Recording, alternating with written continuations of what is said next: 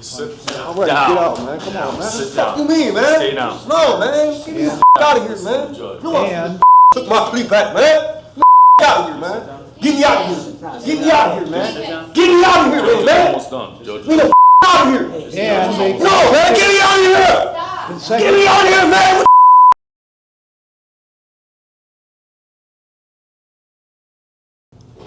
All right. Seated. Thank you, Your Honor. We are present in the state of Ohio versus Dennis Welk in case number 25 CR 206. The defendant is in court represented by counsel. We were last here on May 14th where the defendant pled guilty to count 5 and count 6, both being sexual battery felonies of the 3rd degree. At that time, the court referred the defendant for a pre-sentence report and victim impact statement. Those reports have been completed and the state is prepared to proceed with sentencing. Thank you, Your Honor. May it please the court. I'm going to be brief. This was a heinous crime, Judge. This was horrible in a lot of ways, but most importantly, because this was a minor child, almost assuredly didn't fully understand what was going on with somebody whom was entrusted to love her and to protect her. However, Your Honor, this is not indicative of who Mr. Welk is as a person. Yes, he has a record. Yes, he has been to prison, but it's mainly in the past been for drug offenses, I believe some theft offenses, nothing of this magnitude. On this day, and this is not an excuse, Judge, for his behavior, but on this day, Mr. Welk was drinking a lot, was highly intoxicated, and took advantage of his stepdaughter. Since the day I met him, he is in disbelief that he did this. He has expressed to me his remorse and his sadness and how he hurt her, how he hurt his wife, how he hurt the rest of his family. He knows, Your Honor, that he's going to be spending a lot of time in jail coming up. I know there's discretion with the plea with how much time that equates to. This court has a lot of discretion with that. Earlier in chambers, the state and I presented to the court a joint recommendation for 8 years. I'm going to respectfully ask the court to consider imposing that sentence because I believe Mr. Welk is remorseful. I believe that this is not who he is as a person, and I'm hoping when his time is up and he gets out, which by the way, he's going to be reporting as a sex offender for the rest of his life, so he's going to be under a microscope, he's going to be monitored for the rest of his life, but I'm hoping that he'll be able to piece things together, make amends with at least part of his family. I don't know if he can ever make full amends with everybody or not. And you're going to hear from him in just a minute, Your Honor. But again, I don't think this is who he is as a person, and I'm going to respectfully ask the court to consider adopting the joint recommendation. Thank you, Your Honor. All right, before I hear from Mr. Welk, I'm going to read the explanation of duties to register as a sex offender and ask for him to sign it, acknowledging that he was informed of these terms. This is Lake County case number 25 CR 206, 2 counts under 2907.03 subsection A5. Dennis V. Welk Jr., 35461 Lakeshore Boulevard in Eastlake. You've been convicted of or pleaded guilty to a sexually oriented offense and or child victim offense as defined in 2950.01, and you are a Tier 3 sex offender / child victim offender registrant. You are required to register in person with the sheriff of the county in which you establish a residency within 3 days of coming into that county, or if temporarily domiciled for more than 3 days. You are also required to register in person with the sheriff of the county in which you establish a place of education immediately upon coming into that county. If you establish a place of education in another state but maintain a residence or temporary domicile here, you are also required to register in person with the sheriff or other appropriate official in that other state immediately upon coming into that state. You are also required to register in person with the sheriff of the county in which you establish a place of employment if you have been employed for more than 3 days or for an aggregate of 14 days in a calendar year.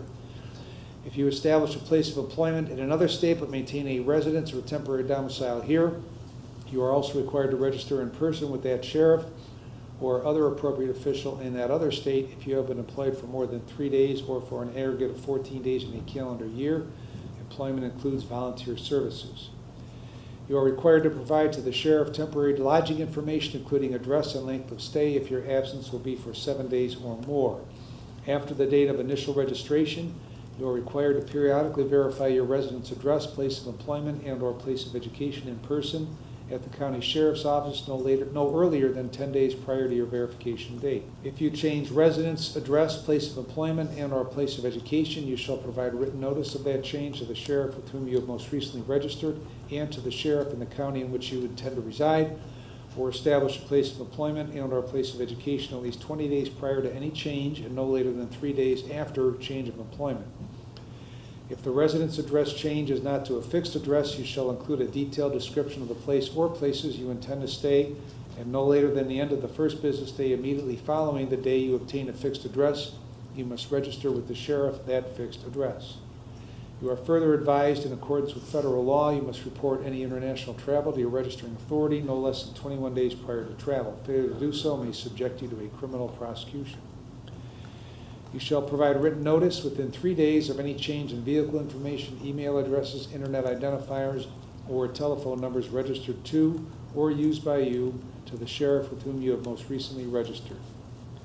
You are required to comply with all the above described requirements for your lifetime with in-person verification every 90 days. Since your expected residence address as stated above is located in Lake County, you shall register in person no later than 3 days after release with the county sheriff's office at 104 East Erie Street, Painesville. Failure to register, failure to verify residence at the specified times, or failure to provide notice of change in residence address or other required information as described above will result in a criminal prosecution. Mr. Watson, if you would present this to Mr. Welk for his acknowledgement and signature. All right, Mr. Welk, what do you want to tell me before I impose sentence? First and foremost, I'd like to apologize to the courts for appearing before them today. I'd like to apologize to the victim in this case. I'm not going to use alcohol or drugs as an excuse for anything. However, alcohol was a main factor in this case.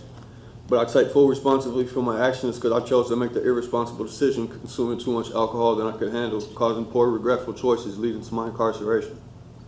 I've read the police reports and feel ashamed, embarrassed, and hurt because that's not the person I am. And I wouldn't be standing here today if I would have just been more responsible. I have 4 younger children that I've let down because of being locked away from them, missing out on watching them grow, having to deal with that as a heartache alone. The only thing I can do now is work on myself while incarcerated, take advantage of all programs they offer, and become a better man and a better father, and not give up doing so. I have to make this my last time in jail, and I plan to. I'm sincerely remorseful to my victim in this case, letting her down when I was supposed to be a father figure in her life. I beat myself up over this every day, wishing I could take it all back. I just hope she can grow up in life and leave this in the past, and that it doesn't affect her future. Again, I'm sorry to everyone I caused pain to in this case. Ms. Alessi? Thank you, Your Honor. One thing that the defendant said today in court, and even in his pre-sentence report, that stood out to me is that he was supposed to be a loving and caring father. And I couldn't agree more with that. He should have been someone that the victim could trust and rely on for protection and guidance. And instead, he used his role as a parental figure to manipulate her, exploit her, and violate her.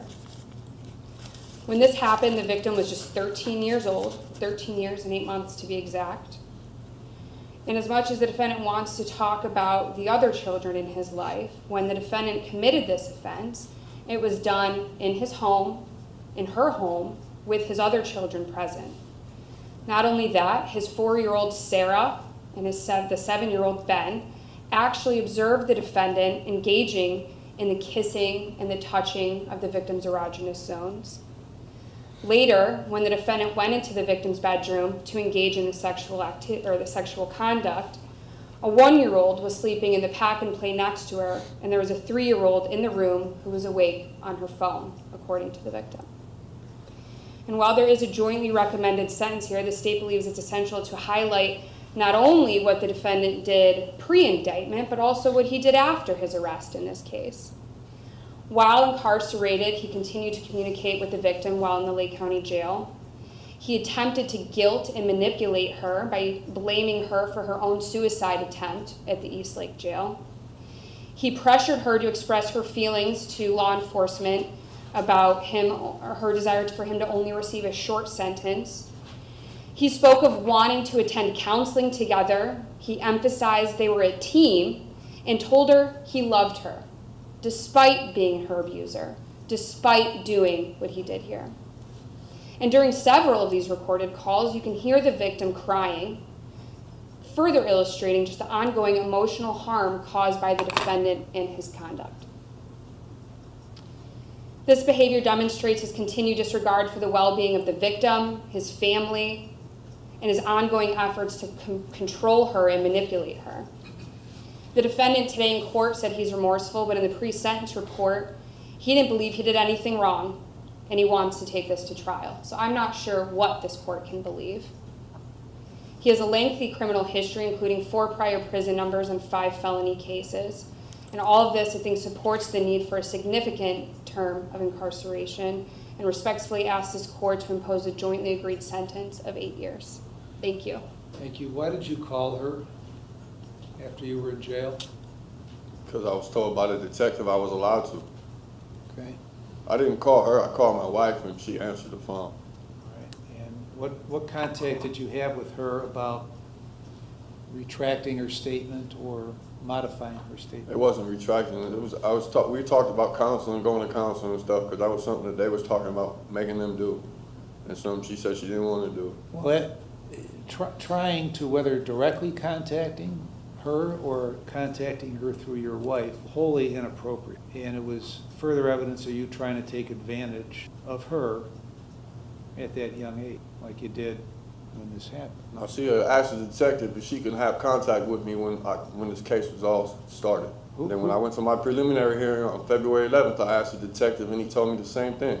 Well, you're experienced enough in the system to have the wisdom that you shouldn't have been contacting her, in talking to her, having about anything having to do with this case. So you've, in your statement, you say you apologize to her, but then in the pre-sentence report, you talk about how you don't believe you did everything you're accused of doing and wanted to take this to trial. What's that all about?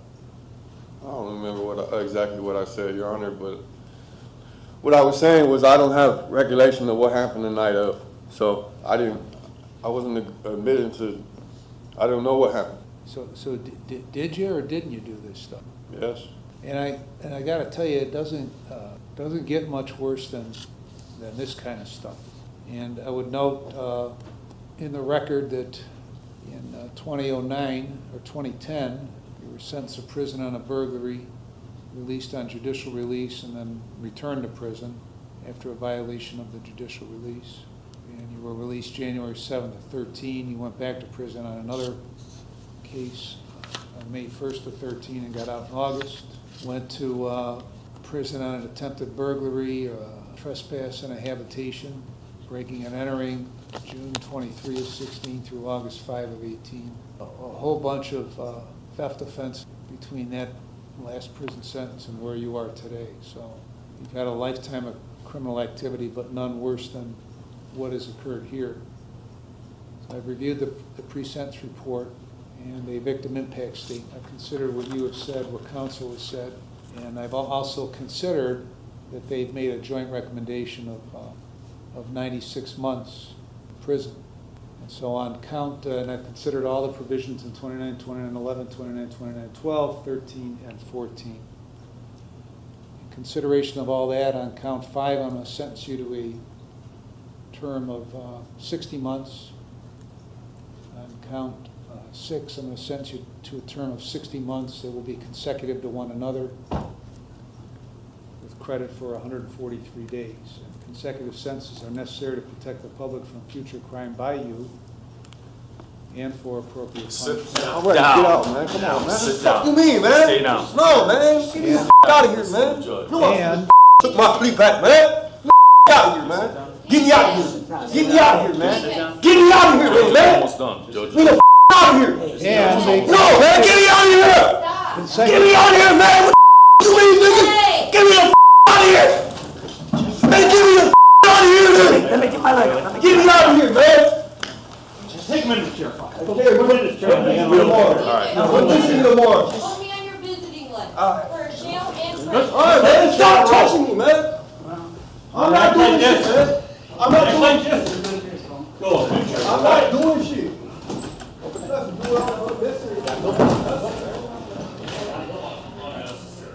All right, consecutive sentences are necessary to protect the public from future crime by the defendant and for appropriate punishment. And they are very proportionate to the seriousness of the conduct and the danger he poses to the public. And his history of criminal conduct demonstrates that consecutive sentences are necessary to protect the public from future crime by the defendant. Costs are assessed, the remaining charges are dismissed. Anything else, Ms. Alish? No, Your Honor, thank you. Mr. Watson? Nothing further, Your Honor. All right, we're adjourned.